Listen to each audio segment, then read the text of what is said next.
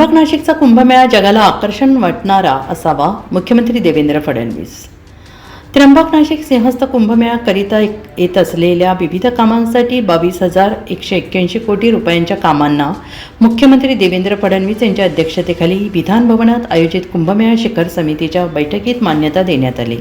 यामध्ये पहिल्या टप्प्यातील 5,140 कोटी, दुसऱ्या टप्प्यातील 17,041 कोटी रुपयांच्या कामांचा समावेश आहे. कुंभमेळ्यानिमित्त सुरू असलेली आणि प्रस्तावित असलेल्या कामांमध्ये कोणी वाईट हेतूने किंवा मुद्दाम विलंब होण्याच्या हेतूने अडथळा आणत असेल तर त्याची गाई केली जाणार नाही, त्याच्या विरोधात गुन्हे दाखल करण्यात येईल असा इशारा मुख्यमंत्र्यांनी यावेळेस दिला आहे. बैठकीला अन्न व नागरी पुरवठा मंत्री छगन भुजबळ, जलसंपदा मंत्री गिरीश महाजन, सार्वजनिक बांधकाम मंत्री शिवेंद्रसिंहराजे भोसले, परिवहन मंत्री प्रताप सरनाईक, आमदार सीमा हिरे, आमदार देवयानी फरांदे, आमदार सरोजा हिरे, आमदार सर्वश्री पंकज भुजबळ, माणिकराव कोकाटे, दिलीप बनकर, हिरामन खोसकर, राहुल ढिकले, नाशिकच्या महापौर हिमगौरी आहेर उपस्थित होत्या.